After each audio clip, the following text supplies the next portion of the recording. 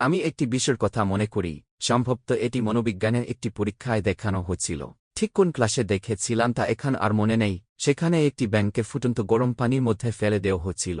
আমি লক্ষ্য করি ব্যাঙটির সঙ্গে সঙ্গেই লাফ দিয়ে বেরিয়ে আসে, কারণ সে তাৎক্ষণিক বিপদ অনুভব করতে পারে। কিন্তু এর ওপর আরেকটি ভিন্ন পরীক্ষা দেখানো হয়। সেখানে একটি ব্যাঙকে স্বাভাবিক তাপমাত্রার পানিতে রাখা হয়, তার ওপর খুব ধীরে ধীরে সেই পানির তাপমাত্রা বাড়ানো হয়। আমি বিস্ময়ের সঙ্গে দেখি ব্যাঙটি কোনো লাফ দেয় না, সে একই জায়গায় বসে থাকে। ধীরে ধীরে পানির তাপমাত্রা বাড়াতেই থাকে, কিন্তু সে বুঝতেই পারে না যে মৃত্যু তার দিকে এগিয়ে আসছে। এক সময় সে সেই পানির মধ্যেই মারা যায়। সে কখনো লাফ দেয় না, কারণ তার কাছে মৃত্যুর আগমন ছিল ধীর অধীরে এবং ধাপে ধাপে। যদি বিপদটি একবারেই সামনে এসে দাঁড়িয়েত, তাহলে সে অবশ্যই লাফ দিয়ে নিজেকে বাঁচানোর চেষ্টা করত। কিন্তু ধীরে ধীরে আসা বিষ তাকে গ্রাস করে ফেলল, আর সে তা টেরই পেল না। আমি তখন উপলব্ধি করি মানুষের অবস্থাও অনেকটা এমনই। আমরা অনেক সময় বুঝতে পারি না যে আমরা ধীরে ধীরে ক্ষতির গভীরে ডুবে যাচ্ছি। প্রতিদিন প্রতিটি মুহূর্তে আমরা একটু একটু করে আরও গভীরে তলিয়ে যাচ্ছি। আমি অনুভব করি আল্লাহ এই বাস্তবতাকে অত্যন্ত শক্তিশালী একটি চিত্রের মাধ্যমে আমাদের সামনে তুলে ধরেছেন। সূরা আন-নূরে আল্লাহ এমন একজন মানুষের উদাহরণ দিচ্ছেন যে সমুদ্রের গভীরে ডুবে যাচ্ছে। চারপাশে এতটাই অন্ধকার যে সে নিজে হাতটিও ঠিকমতো দেখতে পারে না। আমি ভাবি মানুষও ঠিক এমনভাবে খুশরের গভীরে ডুবে যেতে পারে, এমন এক পরে পৌঁছাতে পারে যেখানে সে আর নিজের অবস্থায় বুঝতে পারে না। সে বুঝতেই পারে না যে সে কত দুর্পথ ভুল দিকে চলে এসেছে। আমি এরপর প্রাচীন মুফাসসিরদের ব্যাখ্যার দিকে তাকাই।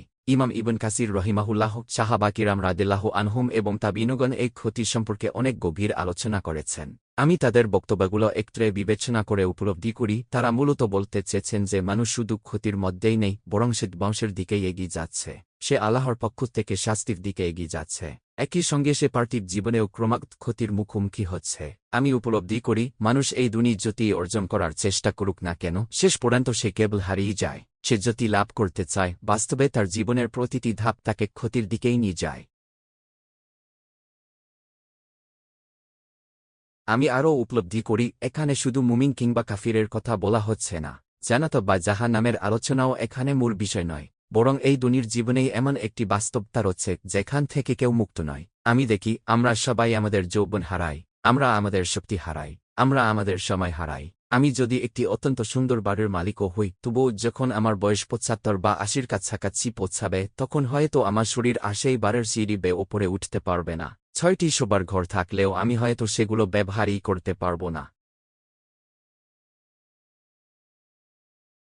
আমি কল্পনা করি হয়তো আমার একটি অত্যন্ত সুন্দর সুইমিং পুল রয়েছে, কিন্তু এক সময় এমন বয়স আসবে যখন সেই সুইমিং পুলে নামাটাই আমার জন্য বিপজ্জনক হয়ে যাবে। আমি সেখানে পর গিয়েও মারা যেতে পারি। তখন সেই বিলাসিতা আর আমার কোনো উপকারে আসবে না।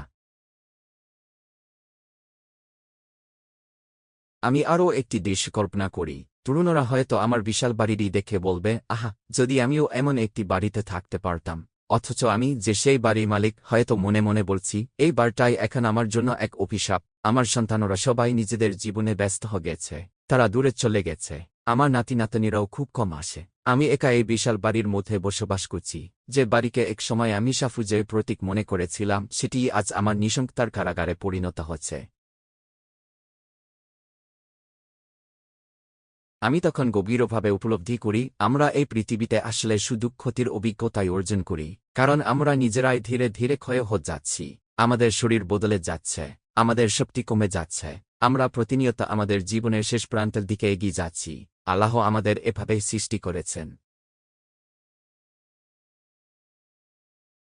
আমি আরও উপলব্ধি করি এটি আল্লাহর সৃষ্টিতে কোনো ত্রুটি নয়। আমরা যখন বয়স্ক হয়ে যাই, আমাদের পকে ভাঁজ পড়ে, আমাদের দৃষ্টিশক্তি দুর্বল হয়ে যায়, আমাদের কোমর আসে, আমাদের শরীরের শক্তি কমে যায়। এসব কোনো ভুল নকশার ফল নয়, বরং এটাই আল্লাহর নির্ধারিত পরিকল্পনা। আমি তখন একটি উদাহরণ নিয়ে ভাবি। ধরুন একজন দক্ষ ঘর নির্মাতা একটি অত্যন্ত দামি সুইচ ঘর তৈরি করলেন। আমি স্বাভাবিকভাবেই আশা করব সেই ঘরটি অনেক দীর্ঘ সময় টিকে থাকবে। তখন হয়তো আমার মনে প্রশ্ন আসতে পারে, আল্লাহ চাইলে কি আমাদের আরও দীর্ঘস্থায়ীভাবে সৃষ্টি করতে পারতেন না? কেন আমাদের এমনভাবে তৈরি করা হয়েছে যে আমরা ধীরে ধীরে দুর্বল হয়ে পড়ি? আমি তখন কুরআনের আলোকে উপলব্ধি করি আল্লাহ ইচ্ছাকৃতভাবেই আমাদের এমনভাবে সৃষ্টি করেছেন আমাদের নকশার মধ্যেই এই ধীরে ধীরে ক্ষয় হয়ে যাওয়ার বিষয়টি অন্তর্ভুক্ত রয়েছে। কুরআনে আল্লাহ বলেন, যাকে তিনি দীর্ঘ জীবন দান করেন তাকে তিনি ধীরে ধীরে তার সৃষ্টিগত অবস্থার দিকেই ফিরিয়ে নিতে শুরু করেন।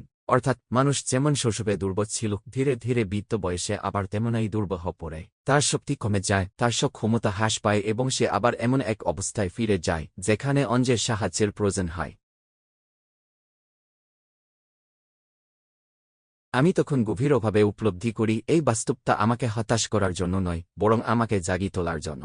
এটি আমাকে স্মরণ করিয়ে দেয় যে এই দুনিয়া চিরস্থায়ী নয়। আমার যৌবন, আমার শক্তি, আমার সম্পদ এবং আমার সাফল্য সবই একদিন শেষ হয়ে যাবে। তাই আমার উচিত সময় থাকতে আল্লাহর সন্তুষ্টির জন্য কাজ করা, কারণ ধীরে ধীরে ক্ষয় হয়ে যাওয়াই এই দুনিয়ার নিয়ম, আর আখিরাতই হল সেই চিরস্থায়ী জীবন যেখানে প্রকৃত সফলতা ও প্রতিদান অপেক্ষা করছে।